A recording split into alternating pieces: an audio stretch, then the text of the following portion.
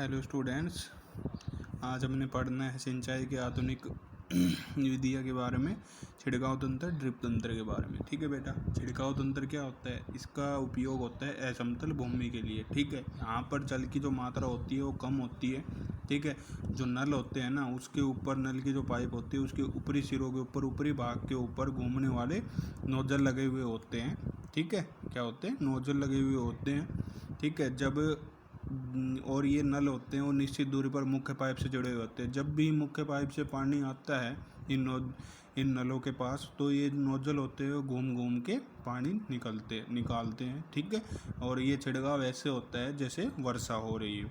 उसके बाद आता है ड्रिप तंत्र बेटा। ठीक है, इस विधि के अंदर जो जल होता है वो बूंद बूंद करके सीधा पौधों की जड़ों में गिरता है। ठीक है, इसलिए इसको ड्रिप तंत्र बोलते हैं। इसका उपयोग कहाँ करते हैं? बगीचों में वृक्षों को पानी देने में करते हैं। ठीक है, और ये सर्वोत्तम तरीका है पानी देने का। ठीक है, इसमें जो जल है वो व्यर्थ नहीं होता। उसके बाद आता है खरपतवार से सुरक्षा। सबसे पहली बात तो खरपतवार हटाने को हम बोलते हैं निराई। ठीक है, इसमें क्या होता है, जो अवांछित पौधे हैं हमारी फसल के अलावा, उनको उखाड़ दिया जाता है। ठीक है, या फिर जो हमारी फसल के साथ जो अवांछित पौधे हैं जो प्राकृतिक रूप से उग जाते हैं, उसको हम बोलते हैं खरपतवार। ठीक है, इसको हटाने को बोलते हैं निराई। ठीक है, इसको हटाने के लिए हम कुछ विभिन्न तरीके अपनाता है हम या कोई भी किसान है।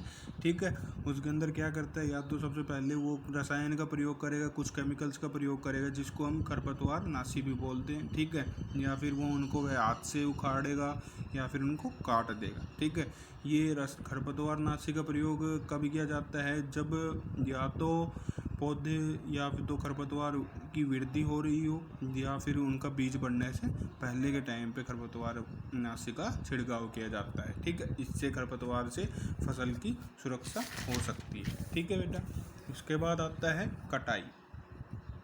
कटाई में क्या होता है, फसल के पक जाने के बाद उनको काटना पड़ता है, इसको ही बोलते हैं कटाई।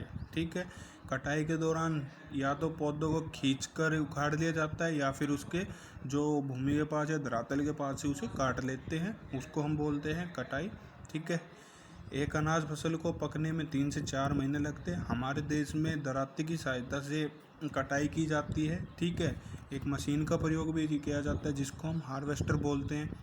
फसल को काटने के बाद जब हम भूसे को बीज या दानों से अलग करते हैं उसको थ्रेसिंग बोलते हैं। ठीक है, जब हार्वेस्टर और थ्रेसिंग एक ही मशीन से किया जाए उसको हम बोलते हैं कंबाइन। ठीक है, और जब छोटे खेत वाले किसान हैं वो इन अनाज के दानों को पटक पटक कर अलग करते हैं जिसको हम बोलते हैं विनोइंग।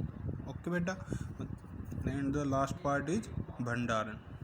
भंडारण में क्या होता है, जो उत्पाद का भंडारण होता है ना, वो एक महत्वपूर्ण कार्य होता है। मतलब कि भंडारण का मतलब है स्टोर करना, किसको? फसल उत्पाद, जो हमारा फसल से बीज या दाने जो हमें उत्पाद मिला है उसको भंडारण करना या स्टोर करना। ठीक है, क्या होता है, ये एक महत्वपूर्ण कार्य है। भंडारण से पहले बीजों को सुखाना आवश्यक